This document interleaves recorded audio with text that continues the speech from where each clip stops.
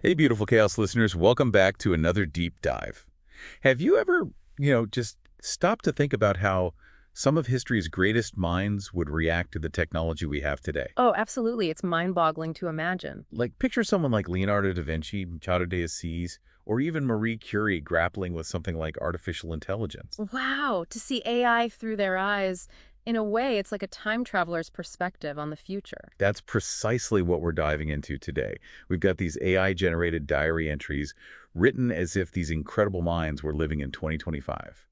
They're encountering AI for the very first time. I'm hooked already. It's such a creative approach to understanding the intersection of history, human intellect, and these groundbreaking innovations. Right. So imagine it's 2025, AI is everywhere, transforming every field you can think of. And we begin with Leonardo da Vinci. Now, da Vinci, he was this ultimate Renaissance man, a painter, inventor, scientist, a true polymath. He had this amazing ability to see patterns and systems in everything. He was a master of observation, really ahead of his time. Exactly.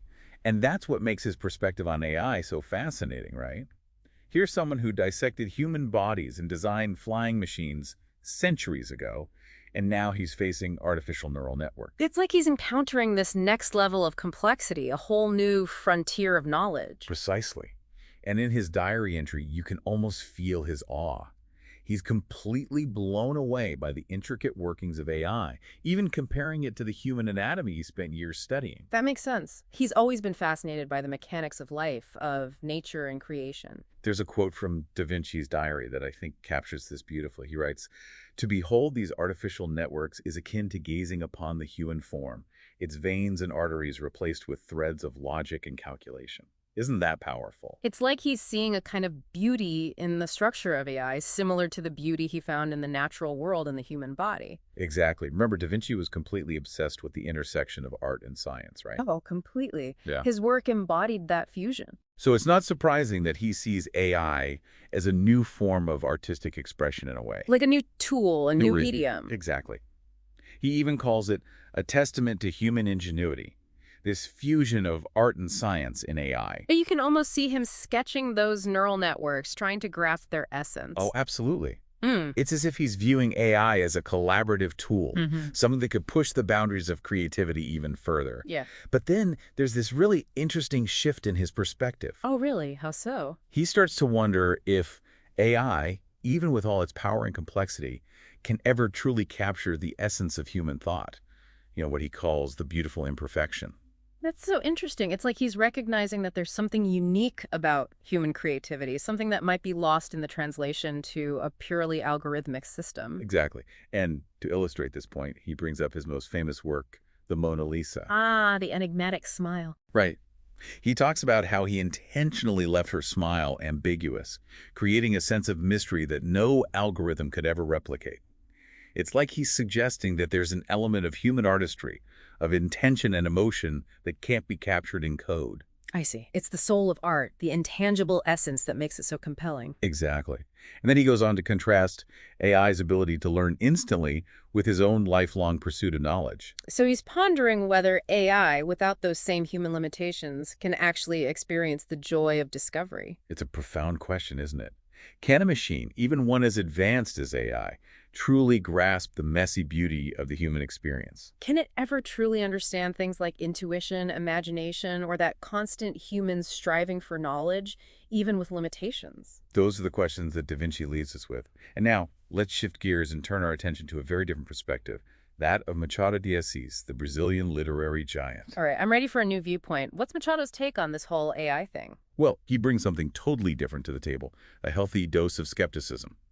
In fact, he even questions the very term artificial intelligence. Oh, I can already see him raising an eyebrow at that. He was always a sharp observer of human nature. It's like he finds the whole idea of manufactured intelligence a bit amusing, even a bit absurd. Like trying to bottle lightning, perhaps. Trying to recreate the spark of human consciousness. Exactly. I love how he phrases it in his diary entry. He writes, artificial, as if intelligence, that most capricious of nature's gifts, could be manufactured like cotton cloth or rubber boots. It's classic Machado, isn't it? That sharp wit, the irony, just brilliant.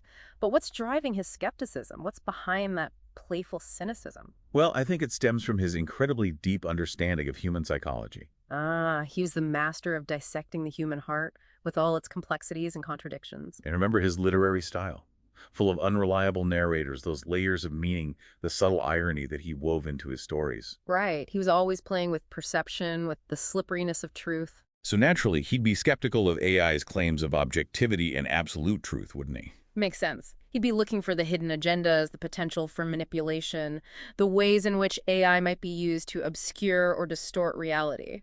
Exactly.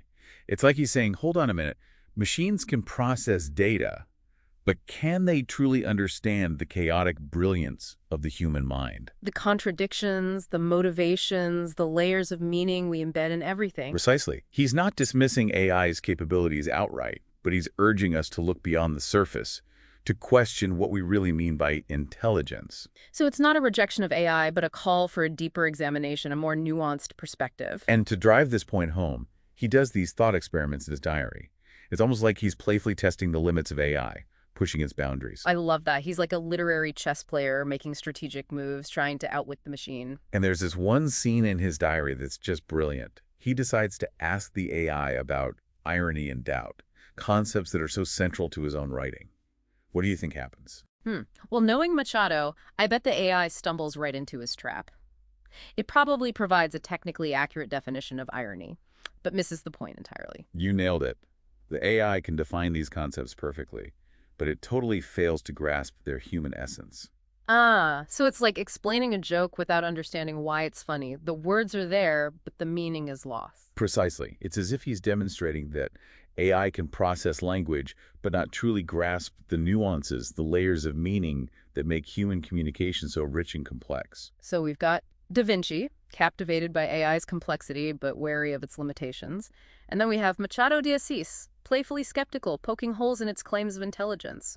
It's fascinating to see how two brilliant minds approach the same technology from such different angles. It really highlights the multifaceted nature of this AI conversation, doesn't it? But we're not done yet. We've got one more fascinating perspective to explore, that of Marie Curie, the groundbreaking scientist who revolutionized our understanding of radioactivity. Oh, wow, Curie. I can't wait to hear her thoughts on AI. Her life and work were all about pushing the boundaries of scientific knowledge, but always with a keen sense of responsibility. Exactly.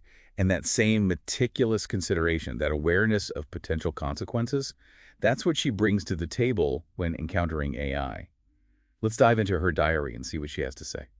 It's fascinating, when you think about it. Curie's whole life was about pushing the boundaries of science, but also being aware of the potential consequences of her discoveries. Exactly, that duality, the excitement of discovery and the weight of responsibility. She brings that same mindset to AI. It's clear from her diary entries that she's genuinely amazed by AI's potential, especially when it comes to research. She sees how it could accelerate discovery, analyze data on a scale we've never seen before. It's like AI is this powerful new tool in her scientific arsenal, opening up a whole new world of possibilities. Right. There's a passage where she describes AI as, and this is beautiful, a new instrument in the orchestra of scientific exploration, capable of playing melodies we could never have imagined. She had a way with words, didn't she? It's such a powerful image. AI is this instrument of discovery, composing symphonies of knowledge. Absolutely. But, and here's the thing, even with all that excitement, she doesn't shy away from the potential downsides. No, she doesn't. You can almost feel the weight of her experience with radioactivity, a discovery that brought both immense promise and unforeseen consequences. Exactly. It's like she's carrying that cautious optimism into the world of AI, recognizing the incredible benefits, but also being acutely aware of the potential risks. It's almost like she's urging us to ask this question. Just because we can do something with AI, should we? It's a powerful question, and one that I think we need to keep asking ourselves as this technology continues to advance at this incredible rate. It's a question that goes beyond just AI, really. It's about our relationship with technology as a whole, right? How do we ensure that our creations serve humanity? And that brings us back to some of the themes we've been discussing already. Oh, you mean like Da Vinci's concerns about AI missing those nuances of human experience, and Machado's skepticism about its claims of true intelligence? Exactly. They're all part of this bigger conversation about how technology interacts with humanity, how it shapes us, and how we shape it. It's like a complex dance, and Curie's perspective adds another layer to that dance. She's reminding us that AI isn't just a tool for scientific advancement. It's a force that can fundamentally reshape society. It can influence our culture, our values, even our understanding of what it means to be human. And it can go either way, for good or for bad. It's up to us, really. And I think that's where these three perspectives converge, despite their different approaches. You mean Da Vinci's awe and caution, Machado's skepticism, and Curie's emphasis on ethical considerations? Exactly. They all seem to agree that AI isn't just this neutral tool. It's a mirror reflecting our own humanity. Our values, our aspirations, maybe even our fears, it all gets woven into the fabric of AI. Exactly. It's like they're telling us, be mindful of what you create, because it will, in some ways, define who you become. Wow, that's powerful.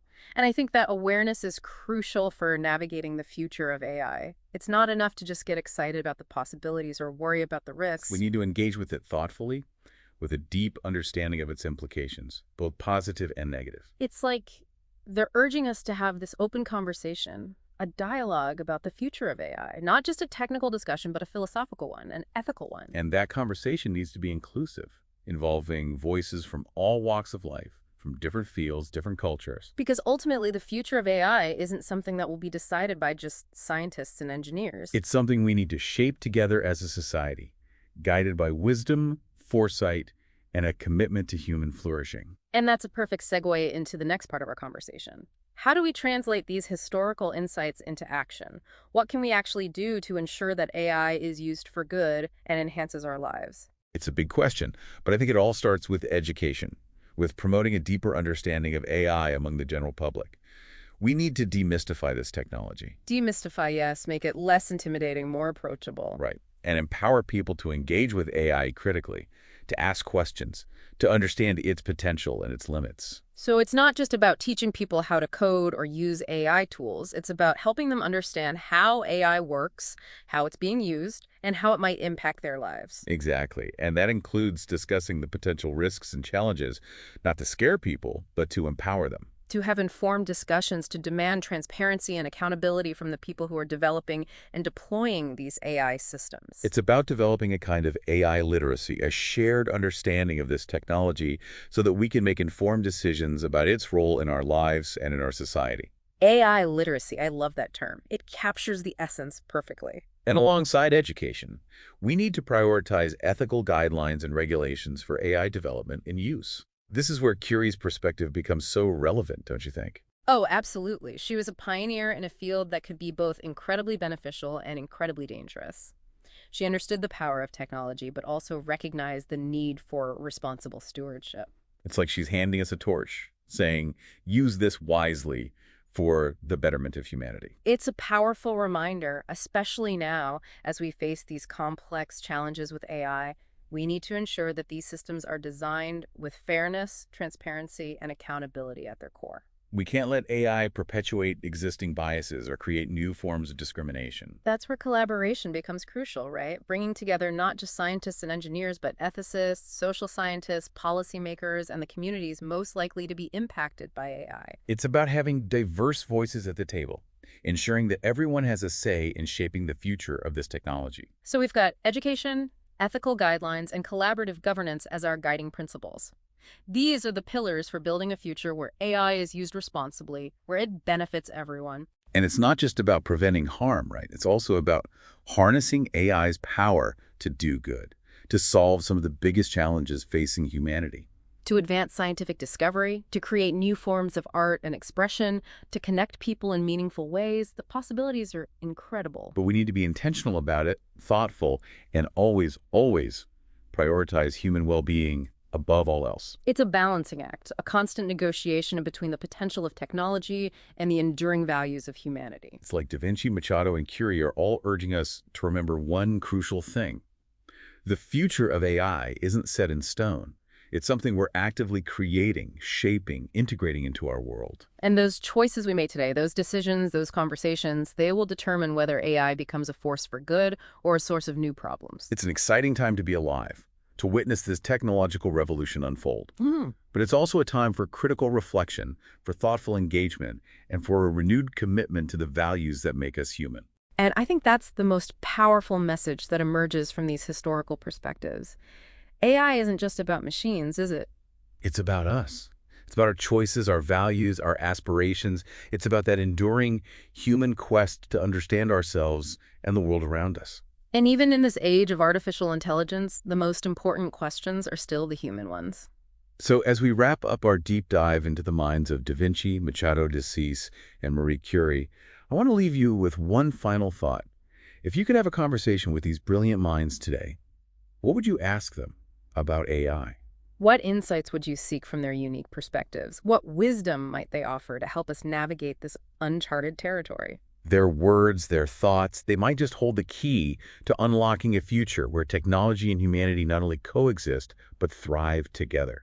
So take a moment to consider those questions. Let their insights guide you as you engage with AI, as you help shape its future. It's been an incredible journey exploring these diary entries with you. It really has. It's amazing how their thoughts, even from centuries past, still resonate so deeply today. It's a reminder that even as technology advances, those fundamental questions about humanity, about our purpose, our values, our place in the universe, those questions remain constant. And it's up to us to find those answers, to shape the future we want to see, a future where technology serves humanity and helps us become the best versions of ourselves. Thank you for joining us on this deep dive, Beautiful Chaos listeners. Keep those questions coming, keep those minds curious, and until next time, embrace the beautiful chaos of it all.